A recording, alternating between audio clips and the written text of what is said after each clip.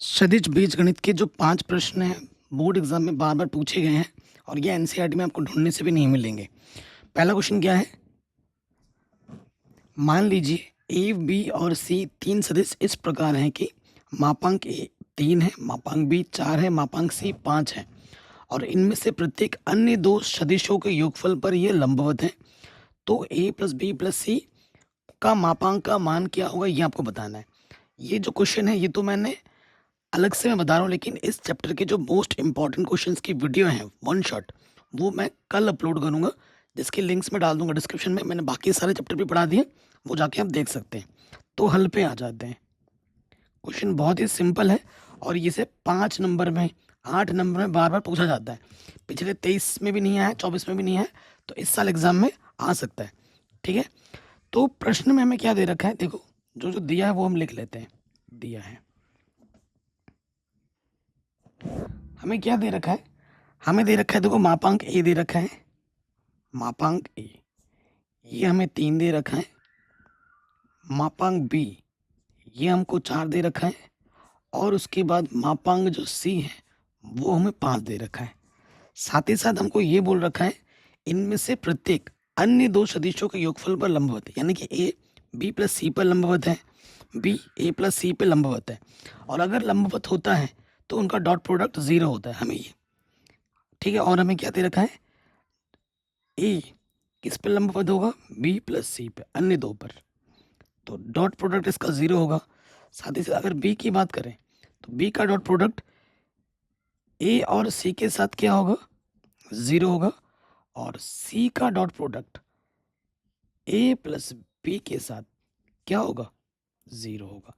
तो जहाँ ज़रूरत पड़ेगी हम इसका इस्तेमाल करेंगे। और हमें क्या निकालना है, ये तो हमको दिया हुआ है, और हमें ज्ञात क्या करना है, हमें ये ज्ञात करना है कि मापांक के अंदर A vector plus B vector plus C vector का मान क्या होगा, ये हमें पता करना है।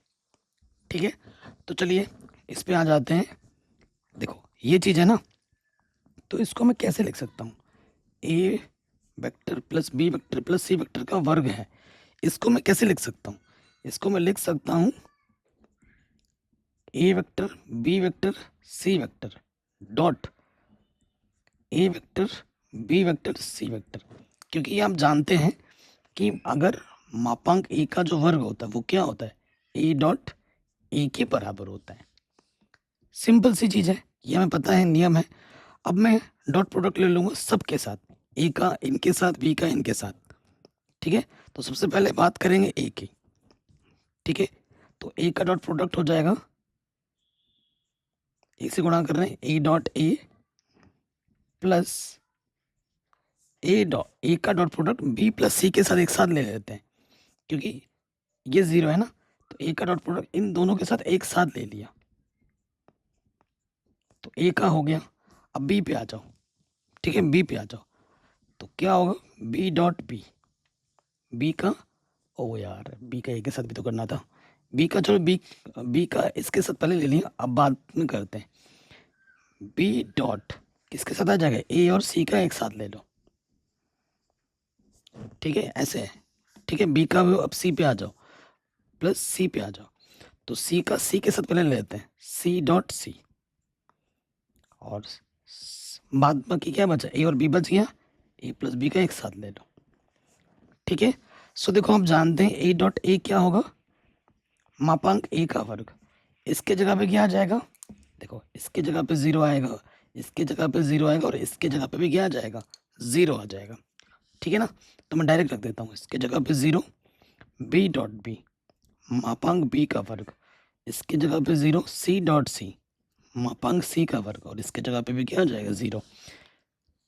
यहाँ से हमने मान रख दिए, कोई दिक्कत यहाँ तक नहीं होगी। और हमें मापांक ए तो हमें दे ही रखा है, कितना दे रखा है, 3, तो 3 का वर्ग, बी दे रखा है 4, 4 का वर्ग, सी दे रखा है 5, 5 का वर्ग, 3 का वर्ग 9, 4 का वर्ग 16, 5 का वर्ग 25, 25 25 ये हो जाएगा 50। लेकिन हमें स्क्वायर नहीं चाहिए, हमें नॉर्मल चाहिए मापांक, तो वर्गमूल ले लेंगे, तो 50 का क्या हो जाएगा वर्गमूल, तो 50 का वर्गमूल क्या होता है, 25 दूनी 50, तो 5√2, 5√2, ये हमें हमारा उत्तर आराम से मिल जाएगा। बताइए कोई डाउट, कोई दिक्कत नहीं होगी। सिंपल सा क्वेश्चन है, बोर्ड एग्जाम में इसको पूछा गया है 5-5 नंबर में। ठीक है, अगले क्वेश्चन पे आ जाते हैं। 13 में, 15 में, 20 में पूछा गया है। पिछले कुछ साल से ये नहीं आया है, तो ये इस साल एग्जाम में आ सकता है। ठीक है, बहुत ही ईजी और इम्पोर्टेंट है। कह रहे हैं ए बी सी 3 सदिश राशियाँ इस प्रकार हैं कि a + b + c 0 के बराबर है। तो हमें इन राशियों को आपस में क्या दिखाना है, बराबर ला के दिखाना है। ठीक है, इनको बराबर ला के दिखाना है। तो सॉल्यूशन पे आ जाओ, हल पे आ जाओ, बड़ा आसान है। तो सबसे पहले हमको देखो दिया क्या है, दिया है 3 बार करना पड़ेगा हमको, a + b + c, ये हमको 0 के बराबर दे रखा है। तो क्रॉस का मतलब क्या होता है, सदिश गुणन होता है। तो पहले हम लेंगे a का सदिश गुणन, सदिश गुणन करने पर a का सदिश गुणन कर लेते हैं। तो क्या हो जाएगा, a क्रॉस, अंदर आ जाएगा a + b + c, और यहाँ पे भी आ जाएगा a क्रॉस, कि गुणा तो दोनों तरफ ही होगा ना। अब ले लो क्रॉस, तो ये हो जाएगा a क्रॉस a, ये हो जाएगा a cross b, a cross c, और किसी 0 के साथ क्रॉस तो 0 ही होता है। ठीक है, सेम टू सेम के साथ क्रॉस क्या होता है, 0 होता है ना।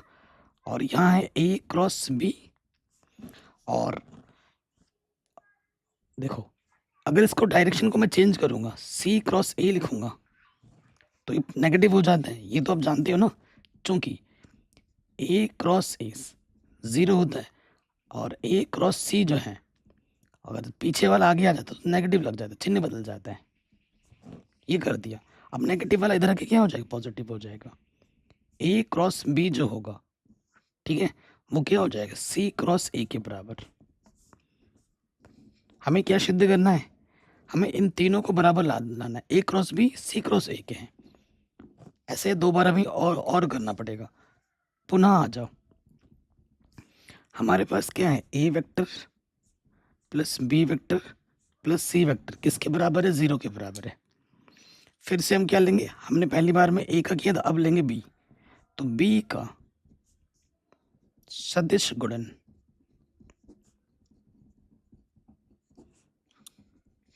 करने पर, ठीक है, b का सदिश गुणन करने पर, तो ये हो जाएगा b cross a + b + c vector.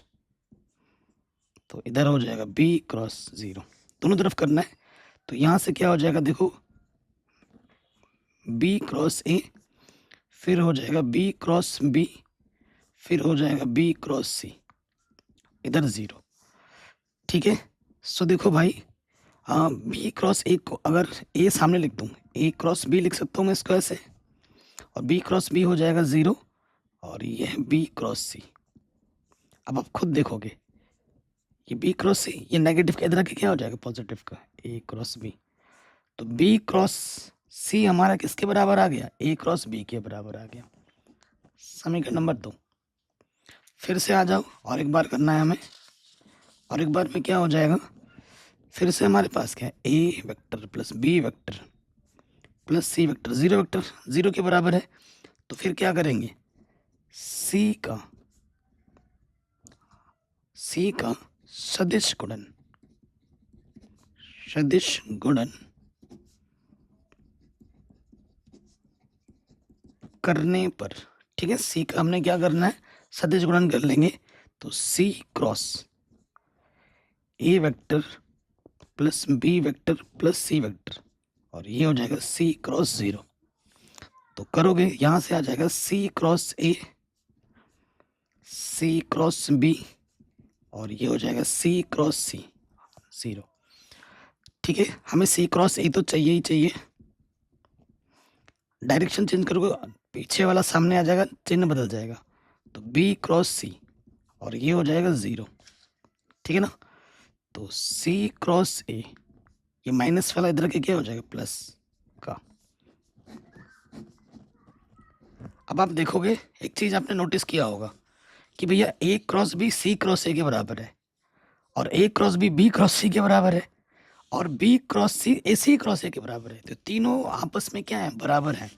तो यहाँ लिख देंगे समीकरण 1, 2 व 3 से क्या होगा हमारे पास कि ये जो तीनों राशियां हैं ए क्रॉस बी बराबर होगा बी क्रॉस सी के, और ये बराबर होगा सी क्रॉस ए के।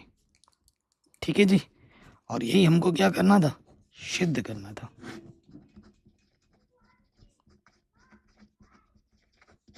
हेंस प्रूव्ड, इति सिद्धम। ठीक है जी, तो ये क्वेश्चन भी हमारा आराम से बन गया। ठीक है जी, अगले प्रश्न पे हम आ जाते हैं। अगला प्रश्न आपसे क्या बोला गया है कि दो सदिश ए और बी के बीच का कोण थीटा है, और ए डॉट बी का जो मापांक है वो ए क्रॉस बी के मापांक के बराबर है, तो थीटा का मान क्या होगा। ठीक है, तो आंसर तो आएगा, देखो सीधे सीधे बात बताऊं, आंसर कितना आ जाएगा, आंसर आ जाएगा इसका π/4। लेकिन कैसे आएगा वो मैं आपको बताता हूँ। जब A dot B A cross B के बराबर होता है ना, तो वो तभी संभव है जब दोनों वेक्टर आपस में लंबवत है। तो देखो हल पे आ जाते हैं। हमें क्या दिया है,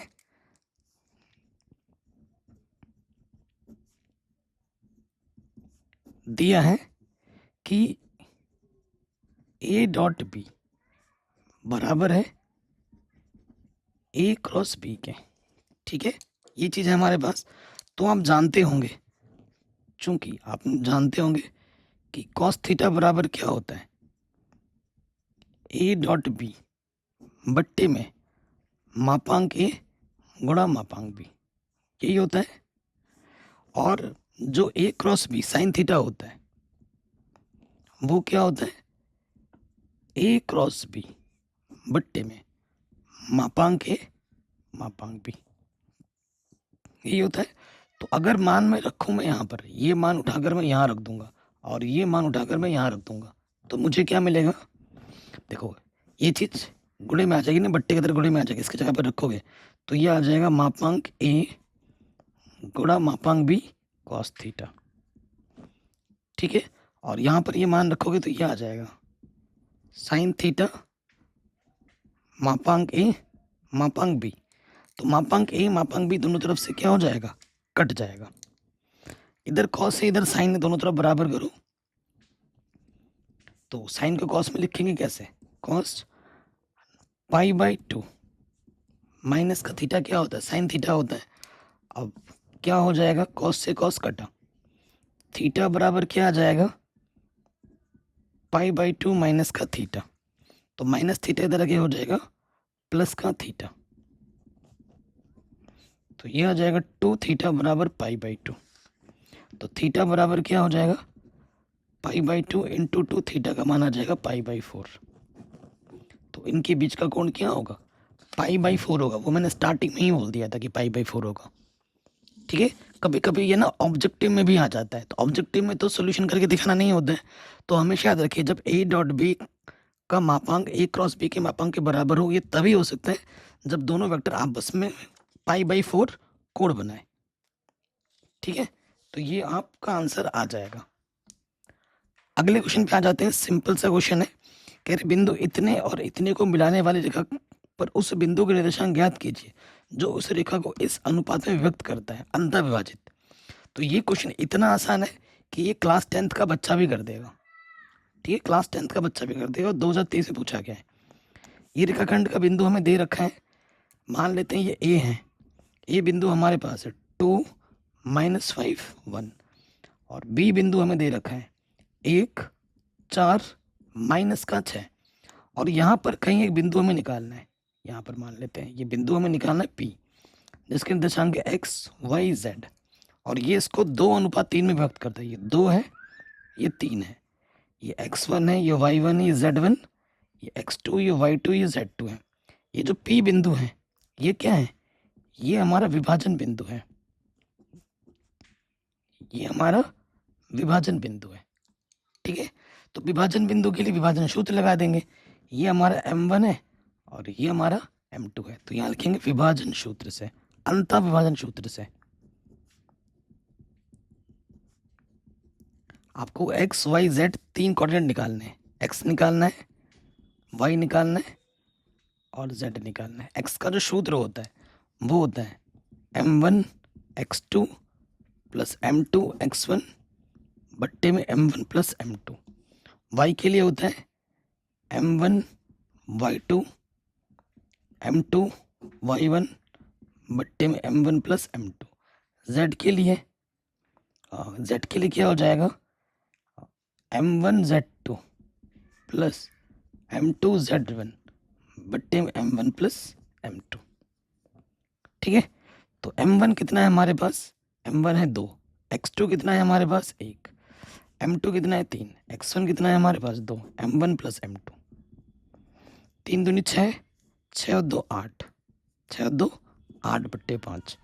फिर y पे आ जाओ, m1 कितना है, m1 है आपका 2, y2 है आपका 4 और m2 आपका 3, y1 है आपका माइनस के 5, m1 प्लस m2। 8 में से 15 घटा दोगे तो कितना आ जाएगा 7, माइनस के 7 बट्टे 3। फिर z पे आ जाओ, तो m1 कितना है 2, z2 है माइनस का 6, m2 है 3 और z1 कितना है, z1 है 1 बट्टे में m1 प्लस m2, 2 प्लस 3। ठीक है, तो 6 दूनी 12, 12 में से 3 कटाएंगे 9 आ जाएगा माइनस के बट्टे 5। अतः जो P बिंदु होगा वो आ जाएगा 8 बट्टे 5 माइनस के 7 बट्टे 5।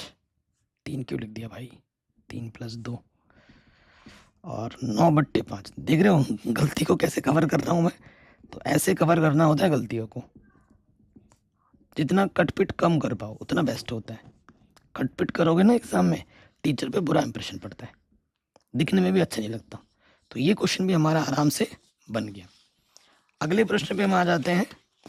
ठीक है, और ये जो प्रश्न है बहुत ही सिंपल सा प्रश्न है और बोर्ड एग्जाम में कई बार पूछा गया है और रिपीट मोड में पूछा गया है, 1-2 बार नहीं कई बार पूछा गया है। तो एक्चुअली ये क्वेश्चन 10th लेवल का है, एनसीईआरटी में भी ढूंढने से नहीं मिलेगा। देखो पिछले साल भी पूछा गया 24 में। क्या है, एक त्रिभुज की भुजाओं के मध्य बिंदु दे रखे हैं, त्रिभुज है एबीसी, इन भुजाओं के मध्य बिंदु दे रखे हैं, ये बीचों बीच वाला पॉइंट आपको दे रखा है। क्या दे रखा है, 1 5 माइनस 1, देखो ये देखा है 1 5 माइनस 1, फिर 0 4 माइनस 2 2 3 4। आपको इसके शीर्षों के निर्देशांक निकालने हैं। ये जो शीर्ष आप देख रहे हैं ना, इनके निर्देशांक आपको निकालने हैं। कितनी बार पूछा गया आप खुद देख सकते हैं। तो त्रिभुज बना लोगे, शीर्ष के निर्देशांक मान लोगे x1 y1 z1 x2 y2 z2 x3 y3 z3। ये इनका क्या है, मध्य बिंदु है। मध्य बिंदु का सूत्र तो आप जानते ही हो। तो देखो कैसे सॉल्व करेंगे, तो यहाँ आंखों के सामने करता हूँ। ये जो f है, f क्या है, ए बी का मध्य बिंदु है, ए बी का मध्य बिंदु है कि नहीं। तो f हमारे पास निर्देशांक क्या है, ये है 2 3 4।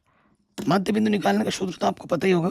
x के लिए क्या होता है x1 और इधर क्या है x2 बट्टे में 2।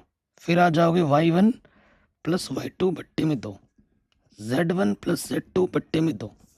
ये निर्देशांक इनके बराबर है। तो देखो x1 प्लस x2 बट्टे का 2 किसके बराबर है, 2 का। तो यहाँ से हमें क्या मिलेगा, x1 प्लस x2, 2 दूनी 4। इसमें कई सारे समीकरण बनेंगे, उनको हमें हल करना पड़ेगा। ये आ गया। उसके बाद यहाँ पे आ जाओ, y1 प्लस y2 बट्टे 2 किसके बराबर होगा, 3 के बराबर। तो यहाँ से हमें क्या मिलेगा, y1 प्लस y2, 2 3 6 मिलेगा, दूसरा समीकरण। उसके बाद यहाँ से क्या मिलेगा, z1 प्लस z2 बट्टे 2 किसके बराबर आ जाएगा, 4 के। ये क्वेश्चन डिजिटल बोर्ड में करवाते ना, समझ ही नहीं पाते। ठीक है, समझ ही नहीं पाते। z1 प्लस z2, 4 दूनी कितना हो जाएगा, 8। ठीक है, ये यहां से मिला। अभी 6 समीकरण आपको और मिलेंगे, 6 समीकरण मिलेंगे और 1 2 नहीं 6 मिलेंगे। अब देखो क्या हो जाएगा, यहाँ पे आ जाओ। डी क्या है, बी सी का मध्य बिंदु। जो यहाँ पर डी है ये क्या है, बी सी का मध्य बिंदु। ठीक है, तो डी हम लिख लेंगे यहाँ पर, डी हमारे पास 1, 5 -1। B C x2 plus x3 बट्टे में 2, y2 प्लस y3 बट्टे में 2, z2 प्लस z3 बट्टे में 2। तो यहाँ से हमको क्या मिलेगा, x2 प्लस x3 बट्टे में 2 किसके बराबर है, 1 के। तो हमें मिलेगा x2 प्लस x3, 2 एकम 2। ठीक है, समीकरण नंबर 4। उसके बाद आ जाओ, यहाँ से आपको क्या मिलेगा, y2 प्लस y3 बट्टे में 2 किसके बराबर है, 5 के। तो हमें क्या मिलेगा, y2 प्लस y3, 5 दूनी 10, ये 5वां समीकरण। और उसके बाद देखो यहाँ से क्या मिलेगा, z2 प्लस z3 बट्टे 2, यहाँ से क्या मिल जाएगा, माइनस का 1। तो हमें मिलेगा z2 प्लस z3, 2 एकम 2 माइनस के। ठीक हो गया। इसी प्रकार अब आपको यहाँ से भी मिलेगा ई। ठीक है, चूंकि अभी तो समीकरण बन रहा है, फिर इनको हल भी करना है। ई जो है वो क्या है, AC का मध्य बिंदु है। ठीक है, AC का मध्य बिंदु है। ई के निर्देशांक क्या है हमारे पास, 0, 4 माइनस का 2। ए के बिंदु क्या है, x1 y1 z1 और इसके x3 y3 z3। तो ये हो जाएगा x1 प्लस x3 बट्टे 2, y1 प्लस y3 बट्टे 2 और z1 प्लस z3 बट्टे में 2। तो यहाँ से क्या मिल जाएगा, x1 प्लस x3 बट्टे का 2 किसके बराबर है, 0 के। तो x1 प्लस x3, 0 गुणा 2 0। ठीक है, समीकरण नंबर 6 हो गया, इसको मान लेते हैं 7। उसके बाद आ जाओ, उसके बाद हमारे पास है y1 प्लस y3 बट्टे का 2 किसके बराबर है, 4 के बराबर है। तो क्या हो जाएगा, y1 प्लस y3, 4 दूनी 8 हो जाएगा। तो ये क्या है, 8वां समीकरण है। उसके बाद यहाँ पे आ जाओ, z1 प्लस z3 बट्टे में 2 किसके बराबर है, -2 के बराबर है। तो z1 प्लस z3, 2 दूनी माइनस के 4 है। 9वां समीकरण है। ये 9 समीकरण बनने हैं। अब आपको क्या करना है, इनको हल करना है। हल करना आपको आता ही होगा, है ना। तो देखो यहाँ से x1 और x2 में है, तो x1 और x2 में है ना, तो x1 और x3 में नीचे है। तो मैं क्या कर दूँ, समीकरण 1 और 4 से, तो क्या हो जाएगा, समीकरण 1 व 4 से। तो देखो हमारे पास समीकरण 1 क्या है, x1 प्लस x2 4 है, और यहाँ पर क्या है, x2 प्लस x3 किसके बराबर है, 2 के बराबर। घटाएंगे, घटाने पे चिन्ह बदलता है, प्लस माइनस कटा, ऊपर से x1 नीचे से क्या है, माइनस के x3। 4 में से 2 घटाएंगे, 2 बचेगा। इसको 10वां समीकरण मान लो, 10वां समीकरण मान लिया। उसके बाद देखो मैं क्या करूँगा, 10वें समीकरण को और 8वें समीकरण को हल कर लूँगा। देखो चूंकि समीकरण 8, सारा खेल कैलकुलेशन के, ये डिजिटल बोर्ड में तो समझ ही नहीं पाते आप, अगर ऐसे नहीं दिखा पाता तो। ये 0 है, तो x1 किसके बराबर है, -x3 के बराबर है। ठीक है ना, तो x1 की जगह पर यहाँ रख दो -x3, यहाँ पर रख दिया मान उठाकर, तो रख दो। तो -x3 2 है, तो -2x3 कितना आ गया, 2, 2 एक कम 2। तो x3 का मान आ गया -1, x3 का मान आ गया -1। तो x1 कितना है, -x3 है, रख दिया माइनस। तो x1 आपको क्या मिल गया, +1। x1 और आपको x3 मिल चुके हैं। x1 मिल गया है, x1 मिल गया तो यहाँ रख दो, x2 मिल जाएगा। x1 का मान यहाँ रख दो, यहाँ पर, चूंकि x1 प्लस x2 4 है और x1 हमें कितना मिला है, 1। तो x2 कितना मिल जाएगा 4 माइनस 1, x2 आ जाएगा 3, x2 आ जाएगा 3। तो हमें देखो x1 भी मिल गया, x2 भी मिल गया, x3 भी मिल गया, काम खत्म। तो मैं यहाँ लिख भी देता हूँ, x1 मिला है मुझे 1, x2 मुझे मिला है 3 और x3 मुझे मिला है कितना -1। ठीक है, ये पहला पहला मिल गया, अभी बाकी भी निकालने। इसी प्रकार समीकरण दूसरा और पांचवा लेता हूँ। ठीक है, समीकरण दूसरे और पांचवे से, समीकरण दूसरे व पांचवे से। ठीक है, क्या है मेरे पास समीकरण दूसरा? दूसरा मेरे पास है y1 प्लस y2 बराबर 6 है, और पांचवा मेरे पास क्या है y2 प्लस y3 किसके बराबर है 10 के बराबर है। ओके, क्या करता हूँ घटाता हूँ, यहाँ पे मैं क्या करूँगा घटाऊंगा, घटाने पे चिन्ह बदलता है, तो y2 से y2 घटा, यहाँ पर क्या बचा y1 माइनस के y3, 6 में से 10 घटाएंगे माइनस के 4, इसको मैं समीकरण नंबर 11 मान लेता हूँ। समीकरण 11 हो गया, ये मुझे y1 और y3 में मिला, तो y1 और y3 में एक समीकरण यहाँ पर है 8वां, तो समीकरण 11 और 8वां को लेने पर यहाँ लिखूंगा मैं समीकरण 11 व 8 से इन दोनों को हल कर लेते हैं। तो y1 माइनस का y3, माइनस का 4 है, और इधर है y1 प्लस y3 किसके बराबर है 8 के बराबर है। हल कर लो, जोड़ेंगे कटा, तो ये आ जाएगा 2y1, 8 में 4 घटाओगे 4 बचेगा, 2 दूनी, तो y1 का मान आ गया 2, y1 का मान कितना आ गया 2 आ गया, y1 का मान उठाकर यहाँ रख दो, y3 का मान आ जाएगा, चूंकि y1 माइनस y3 माइनस 4 है, y1 का मान 2 है, तो माइनस का 4 इधर के प्लस का हो गया, माइनस के y3 इधर के प्लस का हो गया, तो y3 का मान आ गया 6, y1 आ गया, y3 आ गया। अब y2 निकालना है, तो y2 यहाँ पर रख दो, चूंकि y1 प्लस y2 किसके बराबर है 6 के बराबर है, तो y1 का मान आया 2, तो y2 का मान कितना हो जाएगा 6 माइनस 2, y2 का मान हो जाएगा 4, y2 का मान कितना हो गया 4, तो सारे मान मिल गए। अब किसका किसका y1 मुझे कितना मिला 2, y1 मुझे 2 मिला, y2 मुझे 4 मिला, और y3 मुझे कितना मिला था 6 मिला था। ठीक है, अब सिर्फ ये z1 z2 z3 बचा हुआ है। ओके, इसी प्रकार अब आगे हल करेंगे, बाकी समीकरण मेरे पास यहाँ पे आ जाओगे, समीकरण तीसरा और समीकरण छठा, यहाँ से z2 हट जाएगा, तो समीकरण तीसरे और छठे से, तो यहाँ लिखता हूँ मैं समीकरण तीसरे और छठे से। ठीक है, तीसरा क्या है हमारे पास z1 प्लस z2 8 के बराबर है, और छठा क्या है z2 प्लस z3 माइनस 2 के बराबर।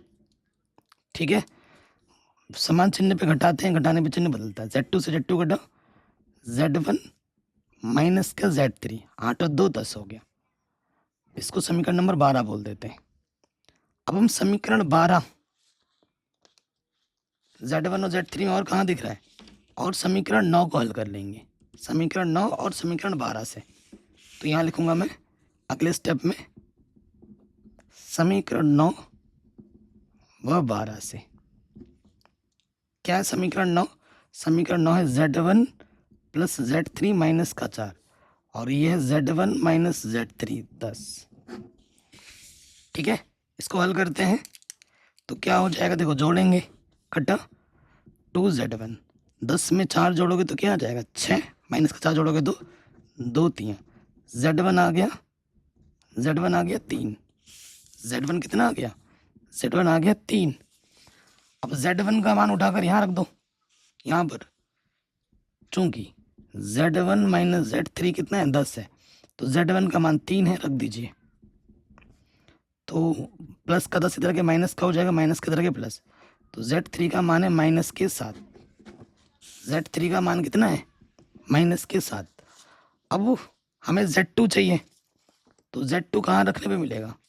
देखो Z1 प्लस Z2 किसके बराबर है? 8 के बराबर। चूंकि Z1 प्लस Z2 8 के बराबर है, तो Z1 का मान कितना आया है? Z1 का मान 3 आया था, तो प्लस का 3 करके माइनस का 3, तो Z2 का मान हो जाएगा 5। Z2 का मान कितना हो जाएगा? 5। तो ये तीनों बिंदु हमने निकाल दिए। कहीं पे भी डाउट हो आप एक बार दोबारा देख सकते हो। ये तो 5 क्वेश्चन कराए हैं इस वीडियो में जो एनसीईआरटी में नहीं है, ठीक है। और एक्चुअली ये 5 क्वेश्चन मैंने तब कराए जब इन 5 क्वेश्चनों को मैंने पीपीटीज में नहीं बनाया था और लाइट नहीं है, पूरे दिन भर लाइट नहीं है, तो मैंने आज बैकग्राउंड में आउटडोर में बैठ के वीडियो शूट की है, ठीक है। लेकिन जैसे ही लाइट आएगी, इसका जो फुल सोल्यूशन वीडियो है इस चैप्टर का डिजिटल बोर्ड में, वो कल रात को अपलोड हो जाएगी। जैसे लाइट आएगी ना, अभी मैं वीडियो बनाना स्टार्ट कर दूंगा। अभी लाइट नहीं है तो वीडियो नहीं बना पा रहा हूँ, ठीक। तो प्लीज़ वीडियो को लाइक करें और अपना ख्याल रखें। बाकी सब कुछ पढ़ा रखा है, डिस्क्रिप्शन में लिंक मिल जाएगी। वीडियो को प्लीज़ शेयर ज़रूर करें।